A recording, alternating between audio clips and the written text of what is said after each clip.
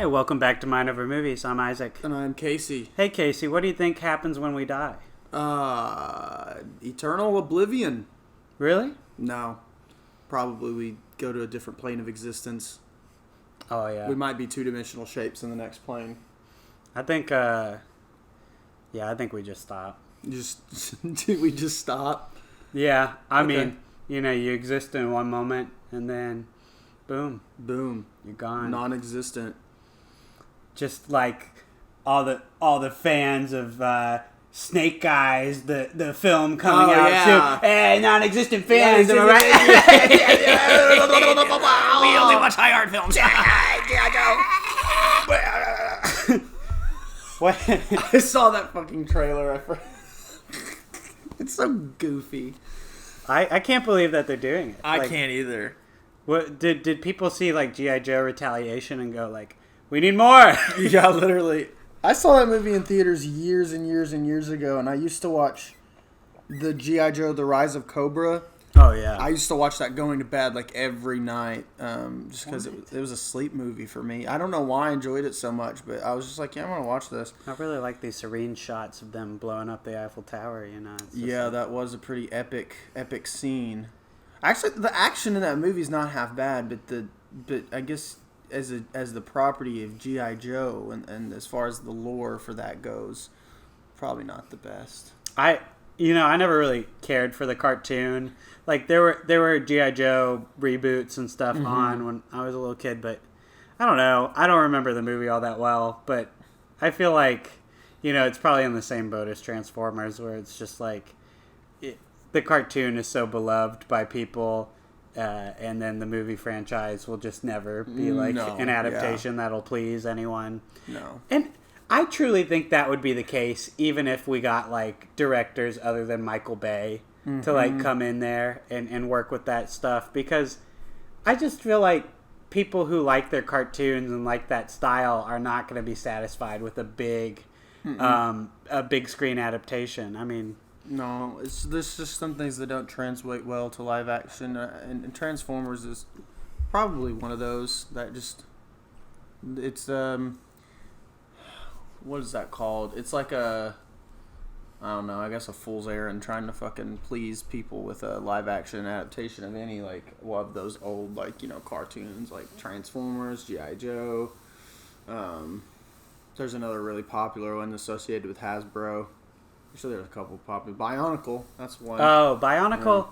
We've never had a live action Bionicle, but I don't think we should. We had like those movies. Did you ever watch the movies? Yes, I did. Okay, yeah. Me too. I think there was like a trilogy. Yeah. I watched all of them back in the day. I can't tell you anything about Bionicle lore now, but I can't either. I could probably tell you then. I did play the Game Boy Advanced game. What? Bionicle, yeah. It was pretty fun.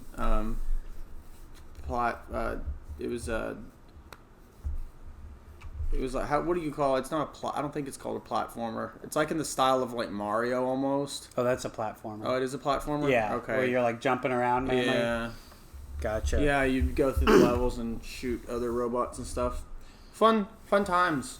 Well, dang. But yeah. But, enough of that shit.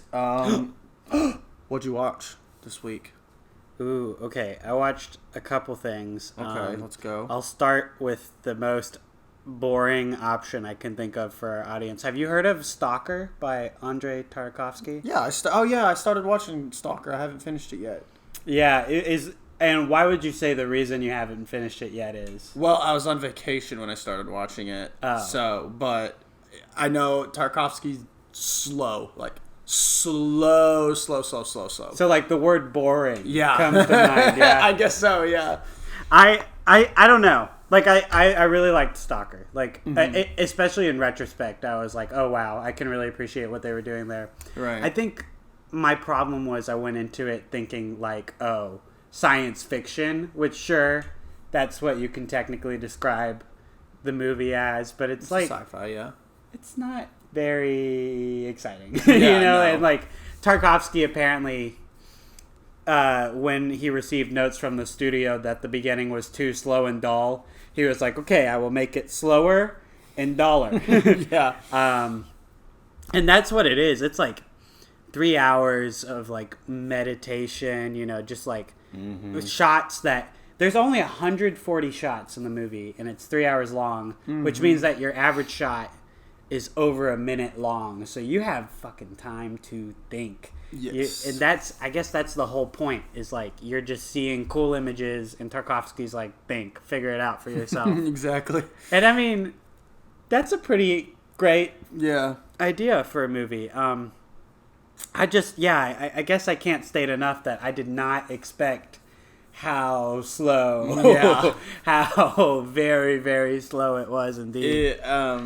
I think even, so like when I watched Solaris, his other sci-fi film, I thought that was slow.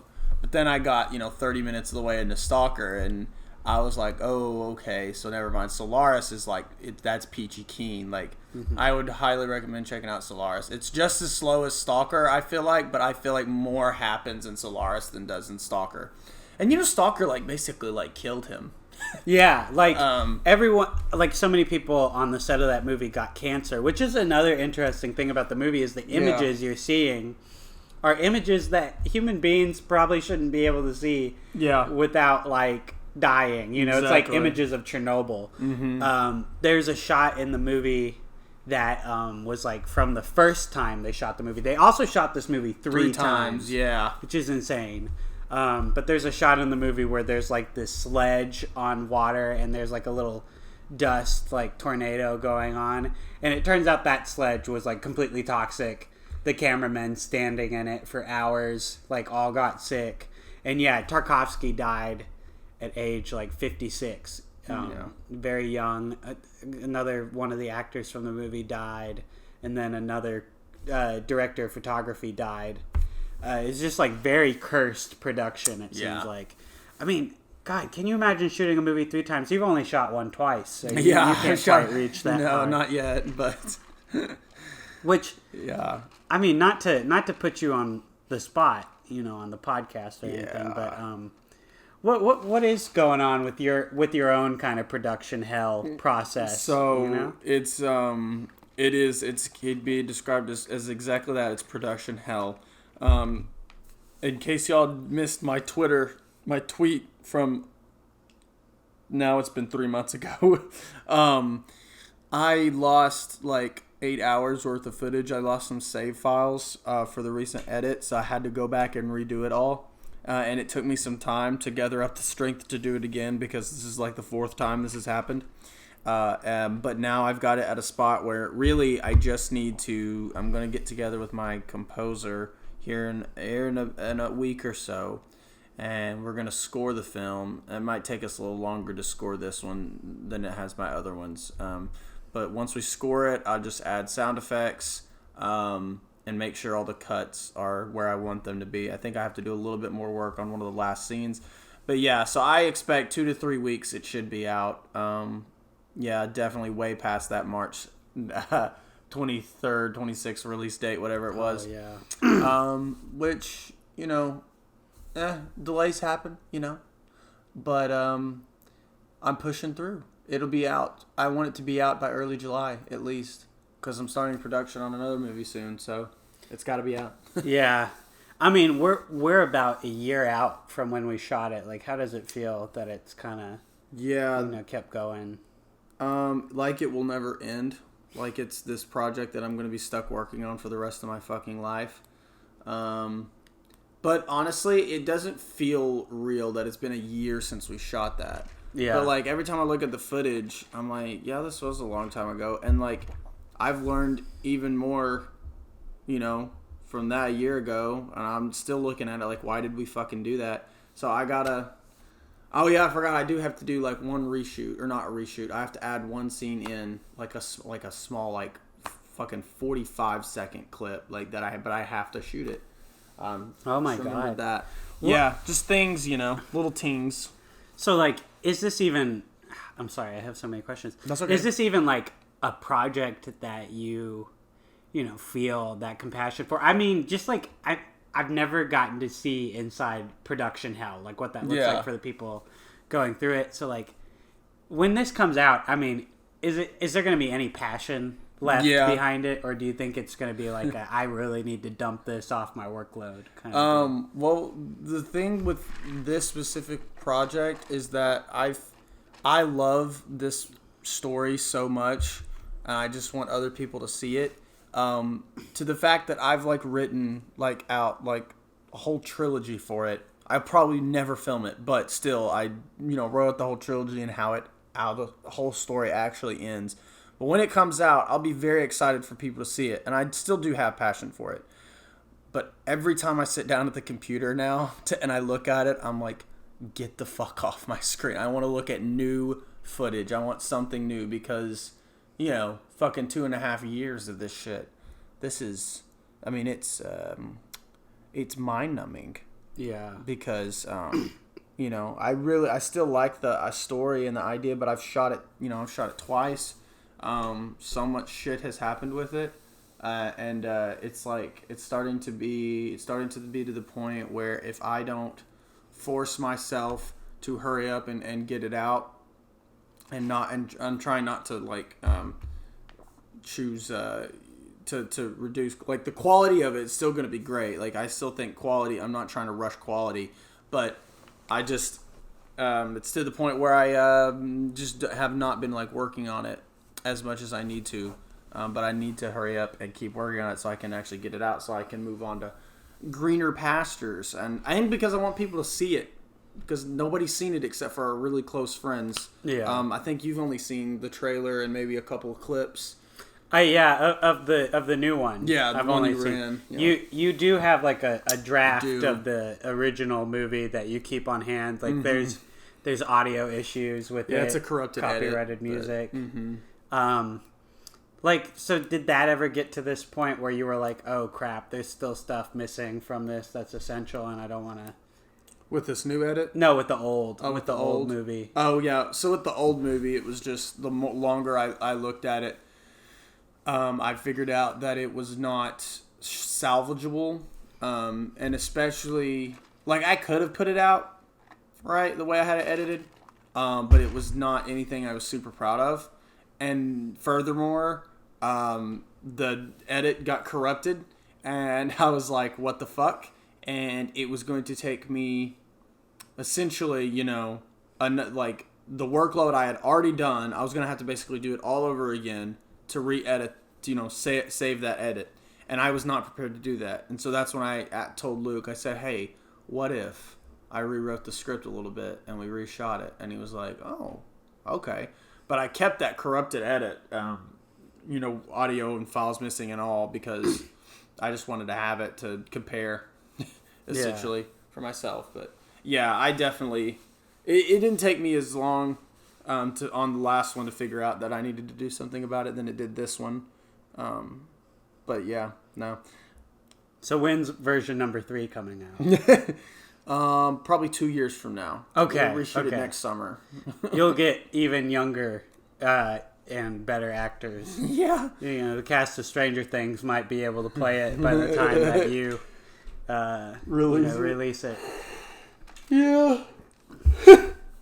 Oh God, it's been hell, but yeah, it'll get out there. It'll come out. It'll come out. Yeah, I have no doubt.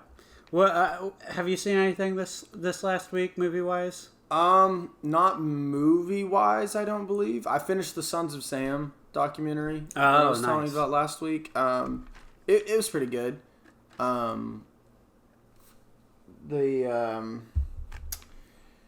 Let me look at my letterbox to make sure I didn't miss anything. I was pulling mine out. I have something that I do want to talk about. It's just not a movie. It's a TV show. Okay. Yeah, because I haven't watched a movie. In 20 years. Yeah, in 20 years. I finished the first 2 seasons of Ozark. Ah. So I was going to talk a little bit about my thoughts so far because I'm about to jump into season 3 and season 4 is supposed to come out later this year and it's going to be their final season. So wow. Yeah. I really, really, really, really love this show. I definitely feel the runtime like you were saying. But then again, I can't knock it because Game of Thrones did the same damn thing, 50 to an hour long episodes. Man, I don't know. Those episodes felt fast. Yeah, but I don't know. To me, Ozark, the slow burn is really the only way that show could work, because maybe the episodes do need to be cut down. I can definitely, they do this thing, right? This is my main complaint with the show. It's really the only thing that drives me nuts about it. That I really didn't enjoy about season 1, but got better in season 2, is their fucking editing choices. Okay, so they'll start an episode with something. For example, no spoilers here, but in a season 1 episode, it starts off with our main character Marty saying, "Okay, money laundering 101," and then this like uppity beat song comes on, and he explains money laundering. Okay, you get to the end of the episode, right? And his son comes in and is talking to him, and he says he wants to know how to launder money. And then that song from the beginning starts playing. And then Marty looks at him and he says, "Okay, money laundering 101." And I'm like, oh, that's great. And they should have cut right there. But they continually think that the audience is too fucking dumb to play along, so they let him repeat the entire monologue you heard at the very beginning of the show, and while they slowly zoom in on this dryer that's like, drying the fucking money sack because they're cleaning the money. I'm like, but they do this all the fucking time. The way they edit, they think that the audience is stupid. And that's partially why the episodes get to be so long, because they feel like they have to fucking explain everything when you don't. Like, we had shows like Breaking Bad, where like all the major reveals were pretty much said without any words and shit like that. But Ozark thinks that they have to fucking explain it, and I fucking hate that. It got better in season 2, but season 1 was exhausting because of it. And that's my main complaint with the show. Other than that, I fucking love these characters. I fucking love this setting. I do have gripes about some of the things, some of the more what do you call it? Like, what is the word for like? You think like all of this type of people do this. What is that? Stereotypes. Oh my God, I couldn't think of that word. The stereotypes of like Southern people, like in Missouri, I think get a little bit kind of like cringy sometimes, just because we live in the South, and when I see something like that, I'm like, do they really think that's all we fucking do? Or like these people, like, it's some things like that. I'm like, okay, but for the most part, like, the writing is super solid. Jason Bateman was a great director. Yeah, all the episodes he directed in season 1 are the best episodes. But yeah, I really like the show so far. But apparently, season 3 is like way better than season 1 and 2 combined. I've heard, because that's when a lot of people jumped in on the show, and they went back and were like, oh my God. Yeah. So I'm excited to watch it, and I think if y'all haven't watched Ozark, I encourage you to give it a chance. It is long, like every episode is at least 57 minutes or longer. Yeah. But I've really like enjoyed it the whole way through so far. I mean, I binged the fuck out of the show. So yeah, you should totally check out Ozark when you get a chance. And I highly encourage you to finish season 2, because there's a huge, kind of plot twist towards the end that's fucking great. There was some cool stuff going on. I mean, there's like that whole boat thing that they're trying to get done. That was cool. I think I will probably end up finishing it, especially if that show's wrapping up this year. Oh, it definitely is, yeah. I guess I want to ask you before we move on to the next thing. Like, you were talking about that voiceover shit that they do sometimes with Marty. Yeah. How do you feel about that as a tool in shows? Because I've been watching a lot of Scrubs lately, and that's a very frequent tool, is that the main character, Zach Braff, JD, will always like monologue at the beginning of the show, at the end of the show, and during moments throughout the show, his voiceover is used to deliver a lot of narrative things. I mean, where that show, I think, keeps it interesting is it has like skits that are like hallucinations in his head, which keeps it fresh. But yeah, a lot of that voiceover is used to be like, and that's when we knew this thing that the audience doesn't know that I'm explaining in voiceover right now. Do you think it's just like too much hand-holding? Do you think voiceover can be done well without insulting the audience's intelligence, or what? I think voiceover can be done well. I mean, we've seen it, be used well. But most of the time, voiceover is there because writers are lazy. because they can't figure out how to introduce some, their plot, basically their world, without somebody sitting there just explaining it. I think the one time that voiceovers are, useful / stylistically a good choice is in heist movies. They can be, it's sometimes typical for them to be, sometimes. But the classics like Oceans, the Oceans movies that use voiceover great. In the case of Scrubs, in shows are really, TV shows are really bad about using voiceover. Yeah. When they shouldn't be. They have episodes and episodes and episodes to explain their world and explain everything going on, but they choose to use, your character to sit there and explain it to you. Now that's fucking lazy. The way though that Scrubs can use voiceover sometimes, like you said, with hallucinations and stuff, then it's a bit they've worked it into the DNA of the show. Yeah. To where it's okay, you expect it. I would also argue Dexter is a show that I really enjoy the voiceover in, because that performance is based around not emoting and not saying much with your physicality, but then they give Michael C. Hall a chance to shine behind the mic, and all of the way those scenes are filmed to be around his inner monologue, cool as shit. I love that. Yeah.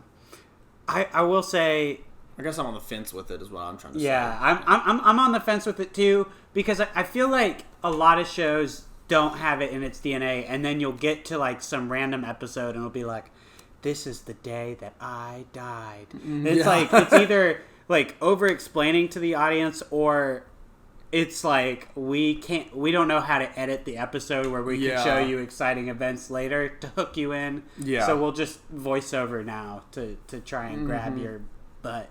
Exactly. I think some shows try to get around it. Ozark's really bad about doing this. They've done it several times where you think you'd be hearing a voiceover of the character talking to the audience almost, and then it'll cut from whatever scene, and it's actually him talking to people in the show, and we've just applied it to something else. That I don't know. That's fine, I guess. But for me, when shows or movies start out with a voiceover, I immediately cringe. It's only 5 to 10 minutes later where I figure out if I really like it or not, fucking Scorsese movies use voiceover really fucking well. Goodfellas is a great, that whole... Yes. Yeah, I would also argue Casino as well. Casino has some great voiceovers.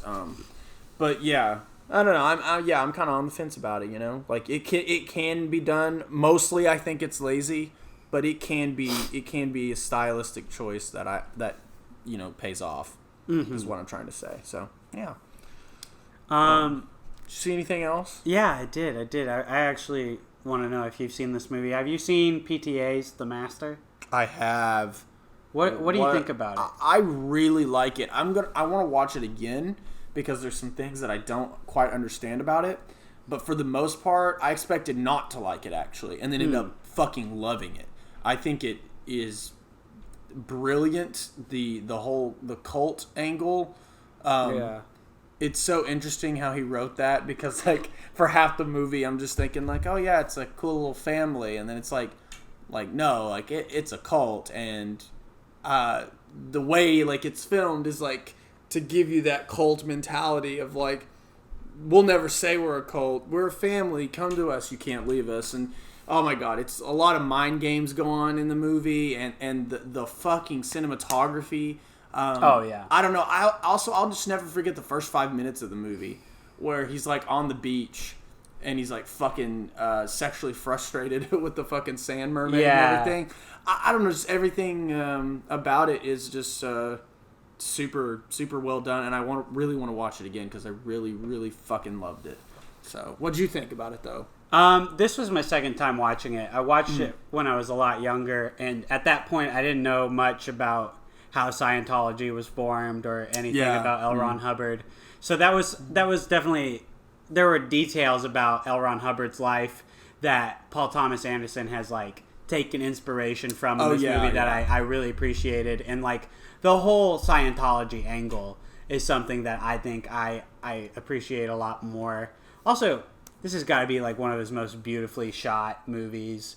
I mean, his other movies I feel like have a lot of stylized like flair to them, like Boogie Nights especially I think is still my favorite shot and maybe my favorite movie of his. There Will Be Blood. I don't know, they fight a lot.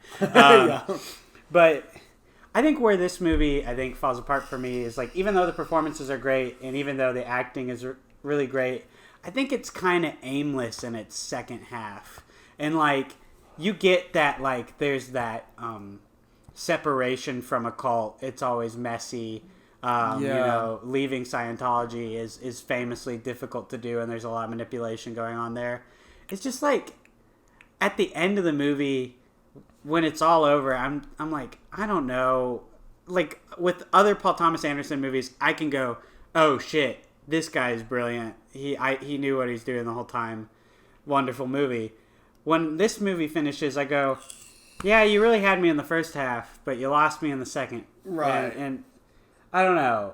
I don't know why it happens, because the brilliant performances by Philip Seymour Hoffman and Joaquin Phoenix and Amy Adams are still happening. You're still seeing them, and the movie is still beautifully shot. It's just a bit of interest is gone. I can understand that, because the second half of the movie, or at least the last 45 minutes for me, kind of like was like spiraling into chaos, you know, because the characters were kind of spiraling into chaos and some weird shit happened. But I kind of viewed the movie just as like a story, like Joaquin Phoenix's story, like his character's story. Yeah. So I was just like, this is just where the character's going in life. And I get what you're saying, though, kind of aimless in that second half. I can definitely see that.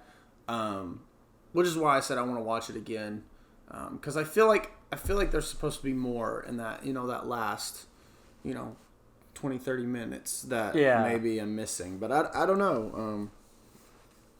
I definitely see what you're saying, though.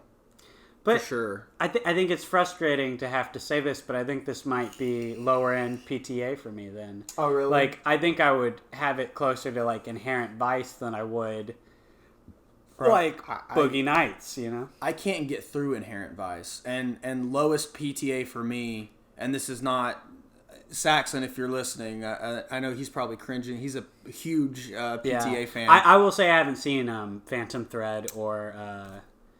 what's the other one that I haven't seen? You know the one that I haven't seen. Magnolia. Yeah. I almost said Steel Magnolias. No. Steel Magnolias. I haven't seen Boogie Nights or Magnolia.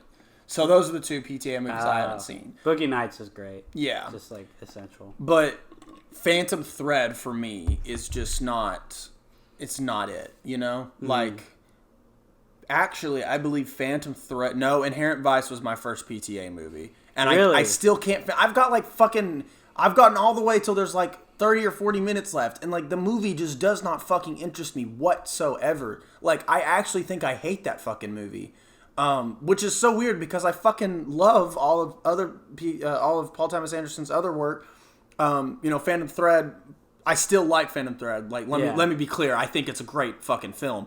It's definitely on the lower tier for me. And There Will Be Blood is a fucking masterpiece. It's the highest one. It's my favorite. Yeah, I think that's the best one. Yeah, and Boogie Nights is really close. I don't know. You watch Boogie Nights, you see what you think. I will. I need to also watch Magnolia as well. I think I know the whole spoiler, but I don't know any. You don't know any spoilers? Okay, I think I do, but I'm still gonna watch it regardless. Yeah. But yeah. I think I know why Inherent Vice might be different feeling for PTA. I mean, not only is it just like a different genre for him, but it's the only one that's based on an existing source material.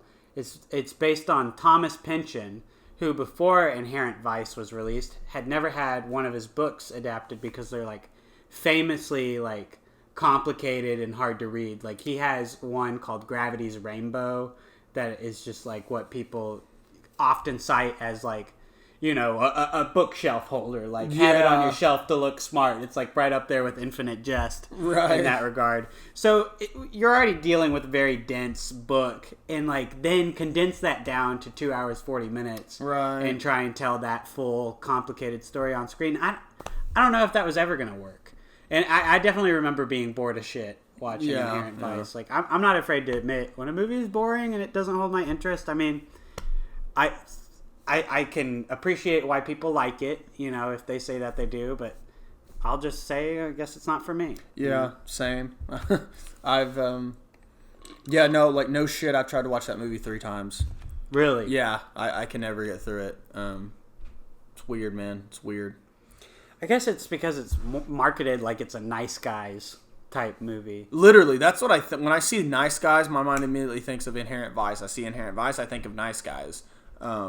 Same time period, I guess, or same style at least. Yeah, well, it's neo-noir. Yeah, and but totally 2 very different movies.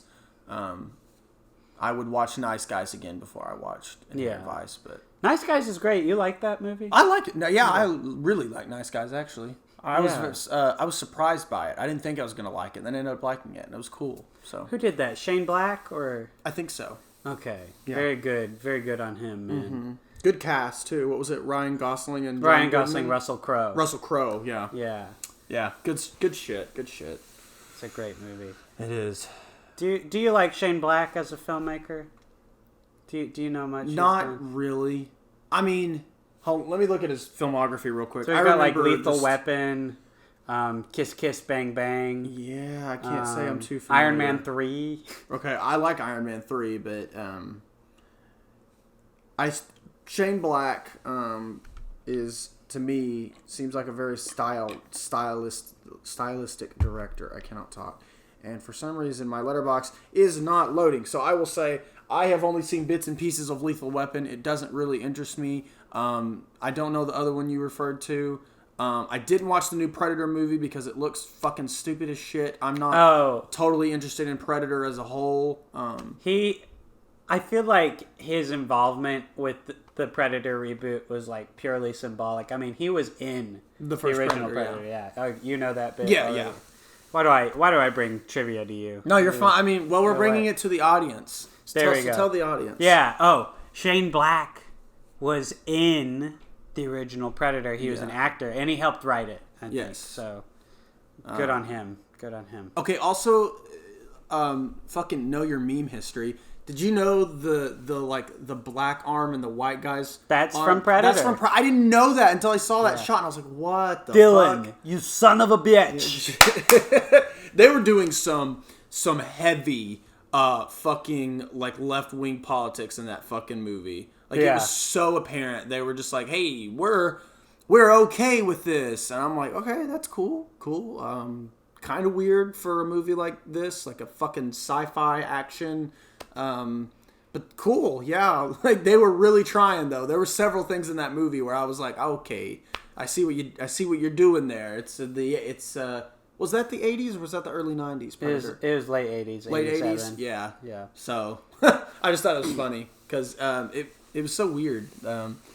Well, I mean, I don't know. Like we had the most conservative fucking president of all time back in office, and that's true. In the 80s, and our military had been really glorified all throughout. So I think it was nice to see, Predator be like, oh, look at the waste and destruction that we bring before us, and look at them getting killed off. Those motherfuckers. I don't know. I don't think the whole movie is supposed to be like anti-war, but it does have some jabs in there. Oh yeah. I was gonna say something about Predator, but I don't remember now. Left my darn noggin. Goodbye. Yeah, how did we get all the way to Predator from whatever we were talking about? Let's trace it back here real quick. Predator, Shane Black, PTA. How do we get from PTA to Shane? Oh, Nice Guys, Inherent Vice. Yeah. PTA, The Master. You were talking about The Master because you watched it. That's what you watched. One of the movies you watched. And then we had finished. We had finished, yeah. Wow. Wow. I mean, that was fun to untangle. Yeah. I don't know. I love doing that. I just can't believe that we got all the way to Predator. Isn't that so cool, though? We start talking about the Master and then somehow make it to Predator. I can't believe that. That's fun. Uh, Well, I was going to say, I know we have a couple of... we're going to have to start keeping up with our weekly episodes now because there's 2 shows now going on. Oh, yeah. That we're big fans of, so you Yeah. have to hear us talk about them. Sorry, everyone. Yeah, sorry, guys. First one, I think, Loki. Yes. You catch episode 2? Yeah, Yeah. I've caught episode Dope. 2. Yeah, I thought this episode was a banger for sure. I really liked this episode. Hey, we're not doing spoilers. Oh yeah. Also, I want to clarify. I was talking to Blake this morning. I was going to ask you about that. So what he said is that at the time he did not realize that we weren't talking about spoilers, and apparently he went back and listened, and he said that we didn't say anything to him. We had only said that when he was out of the room, which is why he jumped into spoilers. Okay, gotcha. Because today he was like, I didn't know that you guys weren't talking about spoilers. I wouldn't have said the things I said. Yeah, well, I mean, so like I saw him comment, about no spoilers, and I quickly went to the episode, and I was sitting there, and Donna was looking at me. She's like, "What are you doing?" I was like, "I think we accidentally put Loki spoilers in the episode," and I was listening, but he didn't say anything that I thought that was too bad. I don't know, like. We just won't even talk about it. We just won't even talk about it. If you didn't listen to last week's episode, then don't, because there's minor Loki spoilers in there. Yeah. But yeah, so sorry about that. I didn't catch that when I was editing it, or else I would have taken it out. But anyway, yeah. Sorry. Do you like the show still? Yes, I do. I really do. I think this newest episode was like nonstop interesting. There was some detective work going on, and then the last 15 minutes were like super stressful.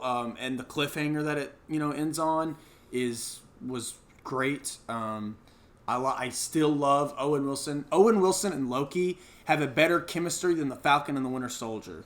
Okay, I'll say it. True. I think they work in tandem way better than Bucky Barnes and fucking what Anthony Mackie and Sebastian Stan. I didn't like that. I didn't like them on screen, but I will watch fucking 5 seasons of Loki and Mobius. Yes, it's fucking. I really like that. What did you think about it?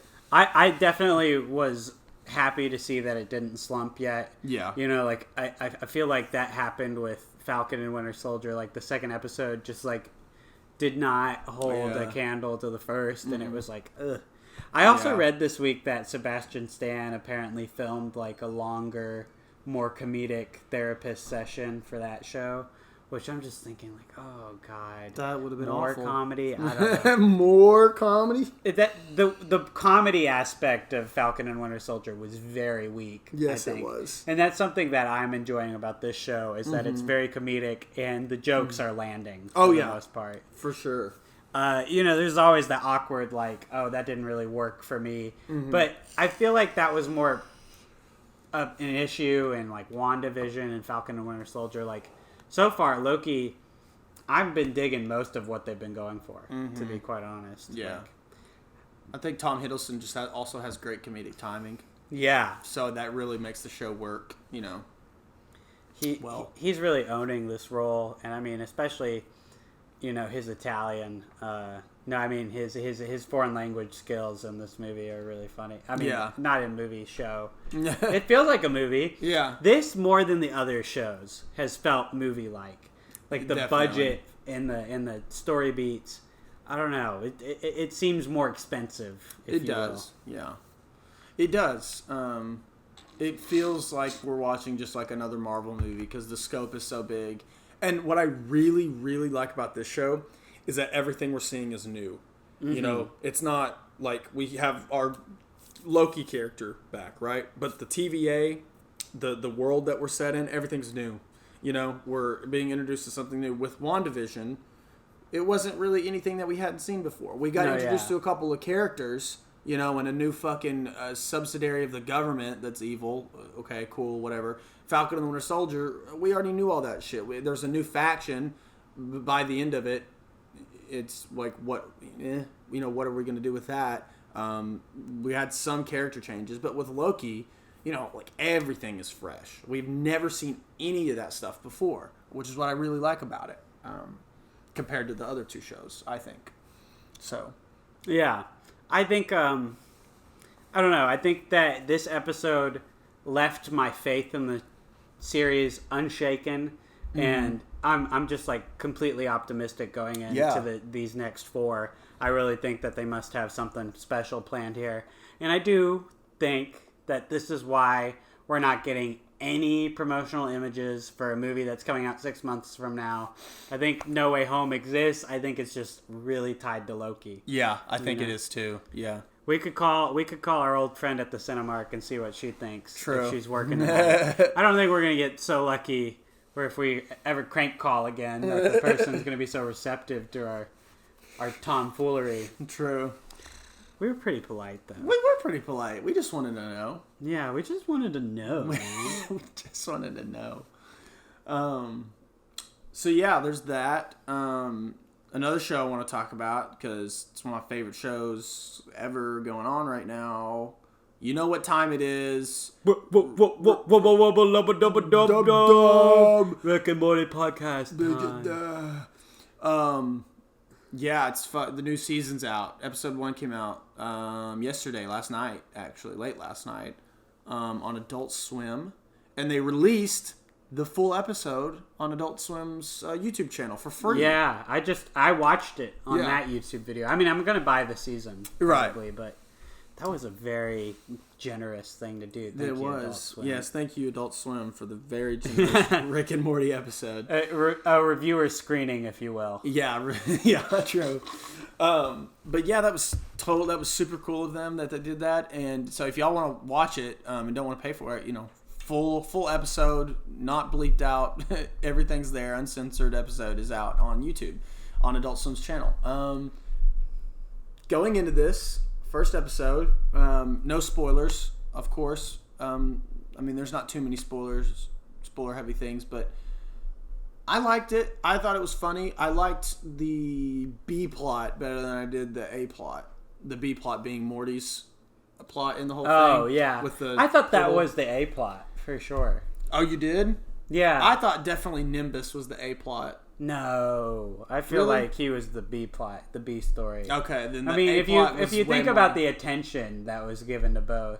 That's true. Yeah. So no, the A plot is better than the B plot's bad in this one, I think. I don't know. I mean, I wouldn't say it's bad. Like, it had its moments, but man, just the Nimbus character, Mr. Nimbus. Yeah. He's funny, but it's such a weird way to start the season off. I don't know. Like, I don't know. What'd you think? I wasn't totally impressed. I enjoyed it a lot.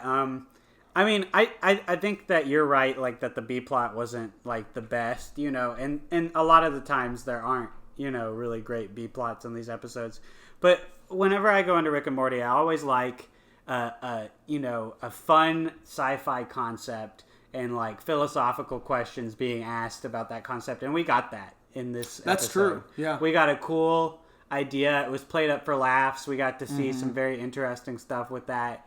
And it was still, like, funny, and also relationship developments that I liked to get to see. Mm-hmm. What I think that I like about the B plot is that it just feels like Justin Roiland and Dan Harmon doing whatever the fuck they want still. Yeah. Which is something that I want this show to always be like. Like, if they were to sell out one day and be like, we are very serialized and focused on our story now and satisfying reveals, that wouldn't be the same show anymore. No. So I think the fun in it is, like, Mr. Nimbus is a ridiculous character, especially one to have be, like, Rick's nemesis or something. Yeah. But then, at the same time, they're fucking with you because he's got, like, details that fans have never heard before.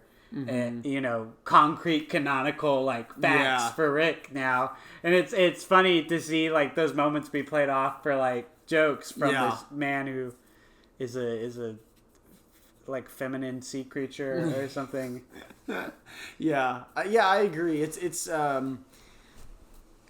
what's the word? It's absolute just fuckery from Dan Harmon and Justin Yeah. Roiland. Just like when I saw it, it's like they released the cold open a couple days before the episode, and just the cold open is just like the funniest shit because he lands in the water and he's like, oh shit, we're the Earth's ocean. He's like, yeah, Rick. He's like, we can't be in here, Morty. What the fuck? And then the guy comes up. I was like, yeah, that's funny. It's goofy. Like it makes no fucking sense, but that's what's so great about it. Mm-hmm. I just found that in the middle of the episode when we're going back to Morty's plot, with the whole portal and everything, it was just infinitely more satisfying to watch than Rick and Nimbus talking and stuff. So that I guess that's what I meant by, the Nimbus character is funny. There's nothing wrong with that. I just think they could have made it a little bit more interesting there in the middle on that. Because I think, personally, Rick and Morty's pretty good about having a good A plot and a good B plot. Yeah. Like, they're both equally as interesting most of the time. Sometimes. I feel like there are episodes, especially when Jerry and Beth are a focus in one of the plots, that get really dragged down.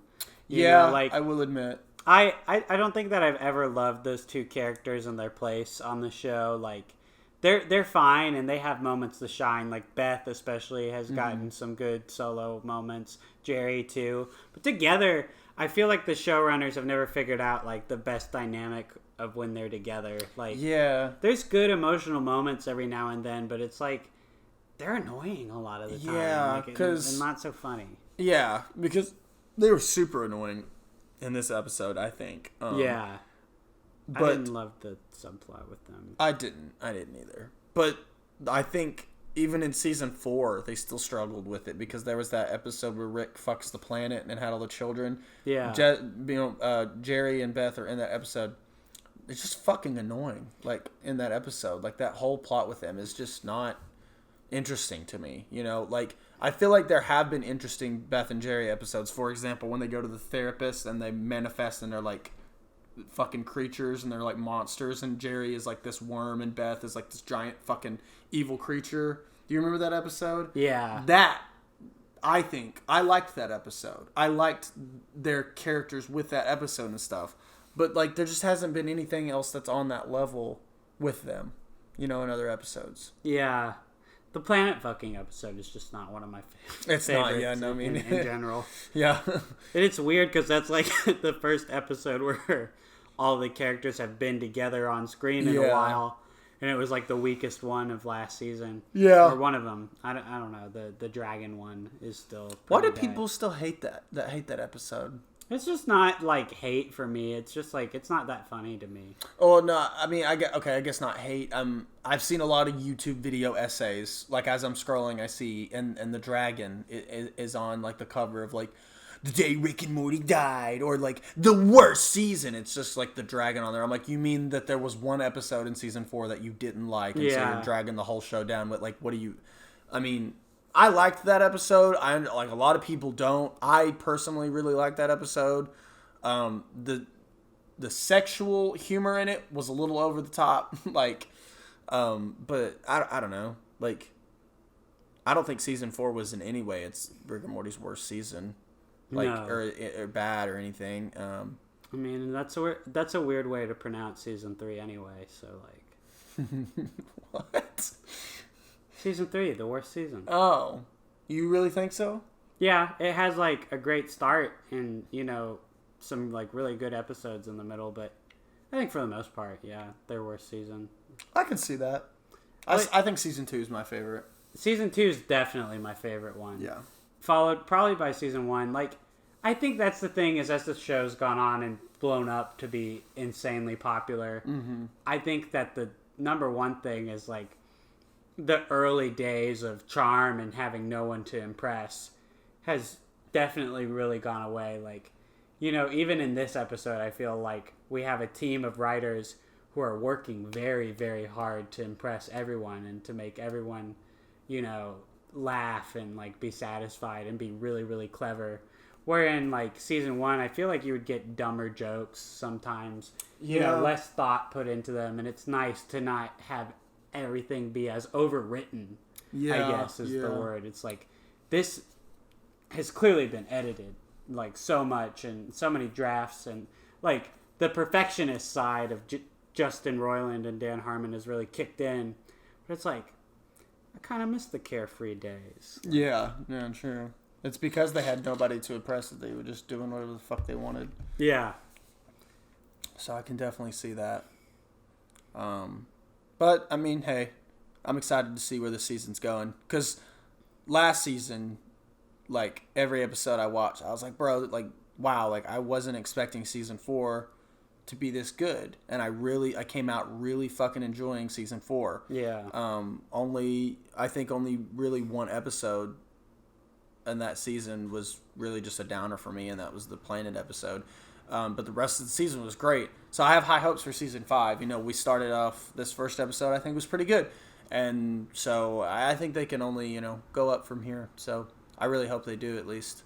So Are you watching like anything else on Adult Swim right now? Like, are there any other shows that you... Not on Adult Swim. No, not really. Why? Are you? I don't know. I feel like they're doing some exciting stuff right now. Like Tuca and Birdie. Did you ever watch that show? I heard about Tuca and Birdie. Yeah. Really, really great show from like one of the BoJack Horseman like creators, Lisa. I can't remember her last name right now, but she went on to create Tuca and Birdie, and it was a really great first season. But Netflix like canceled it pretty quickly, and so I was very happy to see that Adult Swim has kind of given it a second life on their channel. And season 2, I think, aired simultaneously, like right Last after night. Rick Yeah, and Morty, it did, yeah. which that's so awesome that, you know, you're going to have a Rick and Morty audience going into Tuca and Birdie now and giving that show some extra love that it probably needs. Also, have you heard of Uzumaki? So it's a horror anime that's coming out, but here's the hype part. Is not only does it look gorgeous and like beautifully directed and everything, but Colin Stetson is doing the score. Do you know him? No. What else did he do? Hereditary. Oh shit. Yeah. Okay. And there's like this incredible trailer on YouTube for it, and it features his music, and it's so haunting and it's so good. I think I'm more hyped for the soundtrack of this show than the show itself. Show? But it looks amazing and beautiful. It's coming out in 2022 now. It was supposed to come out this year, but COVID fucked it real hard. Whoa. Oh. Yeah. I've been trying to get into more anime, so I'll definitely keep an eye out for it. I Have you started any? That. No. What do you think that you would watch? I'm gonna start Castlevania first. Yeah, I mean, if you want a good like American-ish anime. If you're a fucking idiot. If I'm I don't know. I like Castlevania. Castlevania's good. I think I'm gonna start actually with another movie. I think I'm gonna try and catch up actually on Ghibli films. Yeah. And then I want to watch the one that Jacob recommended to me. Your Name and Withering with You. Yeah. Or Weathering with You. Sorry. I need to see that. Yeah, so I'm going to start those. And then I'm going to jump into something like Castlevania. And I really, really, really want to check out One Punch Man. Because I think I would really like it. Yeah, so that's what I'm going to do. Also tell you now, at your disposal, for free, because you have a Netflix account. Yes. So it's not really free. Right. Neon Genesis Evangelion. Yes, okay, I've heard of it. Other than Cowboy Bebop, I think it's the greatest anime of all time. And there's a great movie, too. And this is bizarre. It's one of Wes Anderson's favorite movies, is End of Evangelion, which is a continuation of the show. And Wes Anderson has been cited as saying, like, it's one of his top 5 favorite movies. Okay. And that it informs his work. Which I can see, because Evangelion is dysfunctional as hell. It's all about, like, you know, family relationships and depression and shit like that. It's a cool ass show, and I'll always push it on people who are thinking about watching like some good anime and just good art. Good art. It's art. It is. It is art. I think to hook you in, there is a scene later on in the show where 2 characters are in an elevator for a minute, and it's silent, and they're just standing, and the elevator's going down, and it's a whole minute-long scene of just that. It's wonderful. Tarkovsky-esque. It's wonderful. Tarkovsky-esque. Hell yeah. Okay. Well, I need to do that. I need to watch more movies because I've just been watching TV shows the past week and a half to 2 weeks. So, I'm on a TV binge. But yeah, TV is good, man. I feel like I've been watching more TV too, and I've also been reading more. I know this isn't a book podcast or anything, but I read Killers of the Flower Moon, which I saw Scorsese is gonna make a movie of, and honestly, it's gonna be a hell of a movie. But I know the spoilers now, so I can fuck you over before we. Before we go see it. I don't know the spoilers, and I'm not a huge reading for pleasure kind of guy. Yeah, you can't even read Watchmen, motherfucker. I'm gonna read Watchmen. I'm more of a read for knowledge person. Like, I have a shit ton of film books and stuff that I read, so I can't read for pleasure anymore. I would rather just watch a movie. I know that probably makes some people cringe, but I don't know. It's just not like I used to all the time. I would read, but I figured out I just can't anymore. Hey, no judgment. I mean, just some people don't have the time for it. Yeah. I think it's one of the things that keeps me sane is trying to get my reading going all the time, and I try and make time in the day for it because it's time for me. Yeah. Exclusively me and my brain and this book. That's what I love, about reading. But unless it's bringing you some kind of quality of self-care, I don't see why people would want to do it so much as watch a television show, which just bam. Yeah. You don't even have to put much effort into it. You can just have it on. Exactly. Yeah. Yeah, I guess you do have to throw yourself in a book. You're like, yeah, you're gonna have to get into it. Well, no distractions. That's all I ever said and did this week. And I mean, is that it for you? Yeah, pretty much, man. We're going to return to the original form of this podcast with topics very soon. With focused topics. Our schedules have been quite opposite, so we haven't had time to plan anything. But I mean, as far as I can tell, people are enjoy the rambling and just going from topic to topic. So, I'm cool with that if y'all are cool with that. But definitely gonna have some topics and hopefully have a little surprise for you next week. Yeah. For the big 3-0, the big episode 30. That would be great if we could do something special for you guys. Episode 30. We're gonna try and make something happen. We are. I need to know if anybody has been cataloging this shit. Does anybody know if we ever said anything in the past podcast episode about if we were going to do anything on episode 30? I know I said something about episode 50 and something at the end of the year. About 30. We haven't. Okay. I don't know. I've just been looking at 30 as a big number for some reason. I've been like, 30. Hey, that's okay. 30's a pretty cool number. Let's do it. Can you believe we've done 30 fucking episodes? We haven't done it yet. Well, we haven't done it yet. We've done 29. We got to get past this 29, brother. Yes. Well, this has been Mind Over Movies. I am going to go probably go ahead and take care of the body over there. So, a body? Really? You think that a body is the narrative plot point that we need right now? Well, I am ashamed of you. Well, and as your improv partner, I'm not going to yes and that. I'm going to say no. It's a sack of potatoes. Okay, fine. The sack of potatoes. I'm just right, go fine. Deal with it. I'm gonna go get the sack of potatoes. And yes, and. Okay. Yes, and the sack of potatoes is rotten. It's rotten, Isaac. You left them over here too. Casey, you freaking idiot! You think this was an improv bit? That's a body. That's a real body you're dealing with. And now you think it's a sack of potatoes? I thought we were just calling it a sack of potatoes. You have a simple mind, you fool. I don't know why we do a podcast. I could crush you. Go sit down. Okay, bitch. You know what? Casey, wait. Episode 29 is our last. Come back.